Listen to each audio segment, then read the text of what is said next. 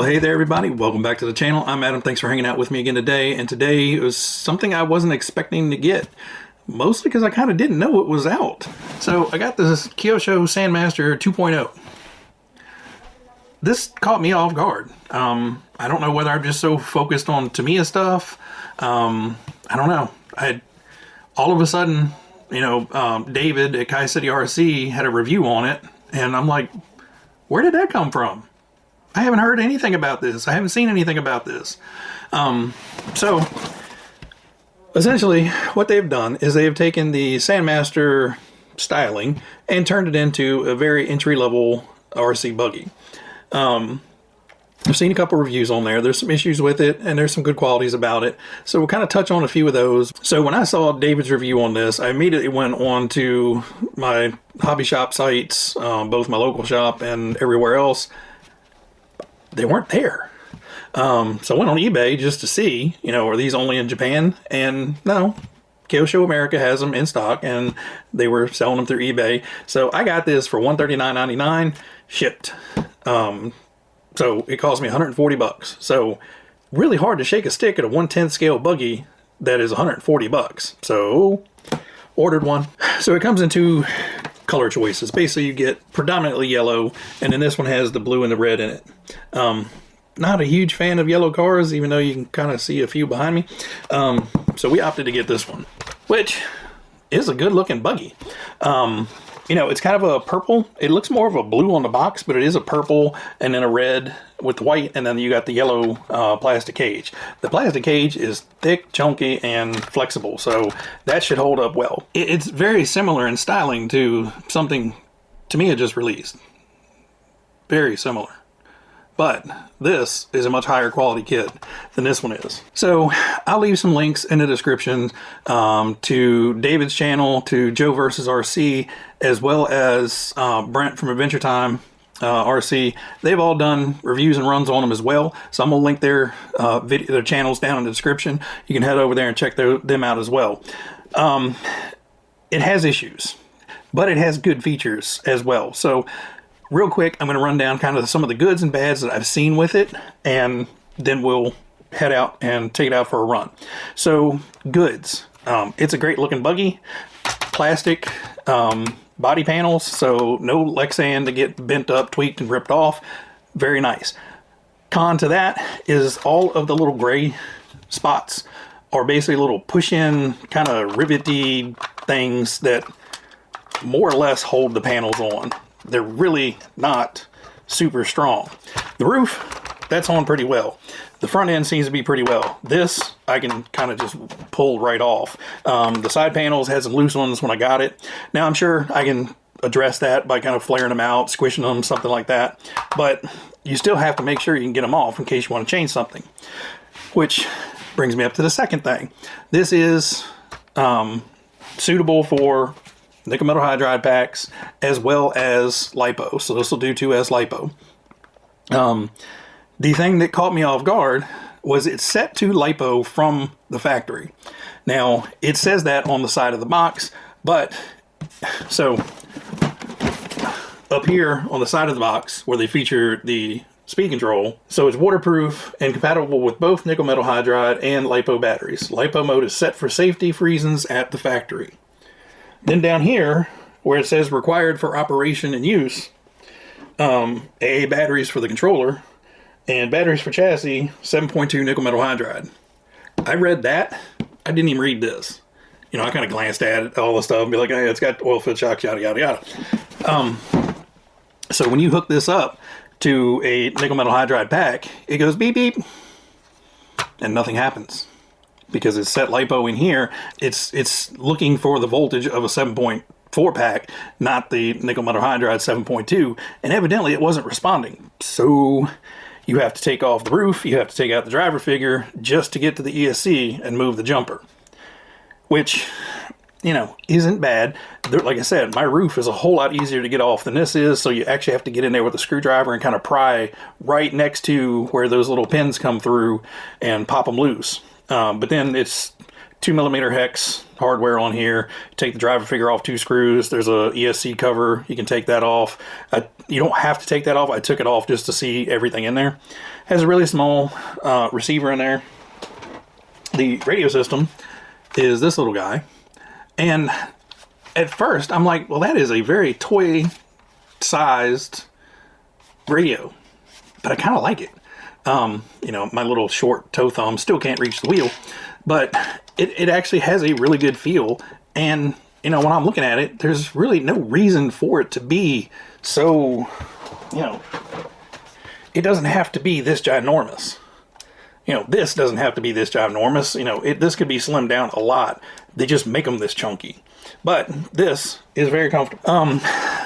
A con to this is when I put the batteries in, I put 4 AA's in here, turn it on, red light and the green light comes on, cool. Put the battery cover on there, go to turn it on, there's no lights. And I'm like, what the hell? Took the battery door back off, made sure I got the batteries in there correct, because I'm like, did I see green and red lights? Sure enough, turn on, green and red lights. Put the battery cover on, is not. The way the battery door is sloped right here, it puts just a little tiny bit of pressure against the newer, fatter, bigger size batteries that almost everybody's making now for AA's, and it just ever so slightly pushed it away from the fixed tab in the battery tray. So all I did was just take a flathead screwdriver, bend that tab out enough, and now it actually turns on, turns off, and, you know, if it wiggles around, it doesn't blank out like it did originally. It has oil-filled shocks. The front, not a problem with the fronts. The rears, boing, boing, boing. Fronts seem to be set up just fine. The rears, way too soft of an oil, so I'm going to have to take those apart and put a thicker weight oil in there just to slow that rear end down. And it was doing that without the battery in it. This does have the nickel metal hydride pack in it. It slowed it down a little bit. Without it, it was like pogo shocks. It was just diggy. So, rear shocks, oil needs to be changed. The really, really unfortunate thing with these is the spur gear on these seems to be mismolded and wonky from the factory. So David mentioned it first, and he said the gearbox was rather noisy. And he had a clip in his video, and I was like, oh, that sounds terrible. He said he took it apart, the diff was greased, the gears were greased, everything looked fine. But he could see on the edges of the spur gear, it almost looks like they melted the gear into it or something, like the teeth into the gear. It's weird, and I'll turn it on real quick. The battery switch is way back here, and it's kind of awkward to get to.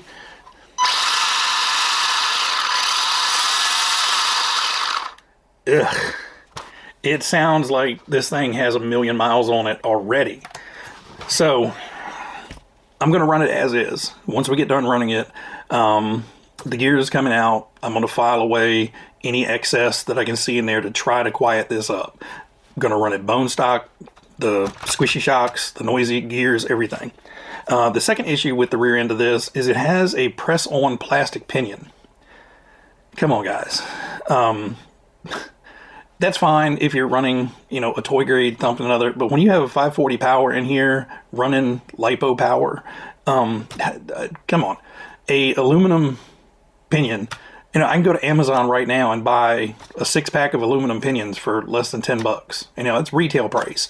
You guys could probably get 10 pinions for $1.50 and put a, you know, generic aluminum pinion in here that would be able to stay clamped down to the motor. And I don't know, that just seemed like a shortcoming in this. Everything else seems to be done reasonably well. You know, it's a cost-cutting effort, and I understand that, but really add another $1 to the price tag and put a real pinion on a motor.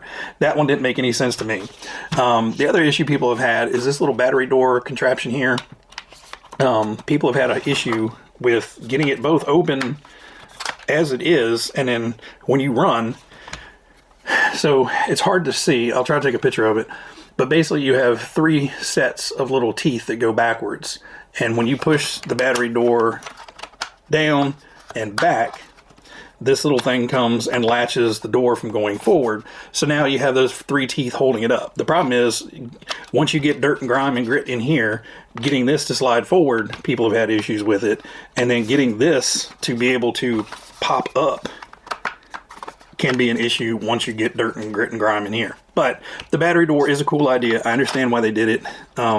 You know, I think maybe a hinged battery door would have been a little bit better.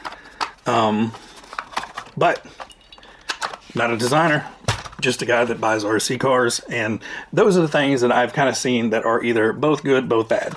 Has captured hinge pins. There is play and a suspension. Again, it's not a race buggy, so I'm excusing that. The tires and wheels look great. They actually are beadlock-ish tires. If you grab the tire and pull on it, you can actually pull it out of the bead. So they're functional, but not terribly functional. The tire lettering is just stickers, so take pictures of it when you get it. That tire sticker is going to come off after some running. You know, it is what it is.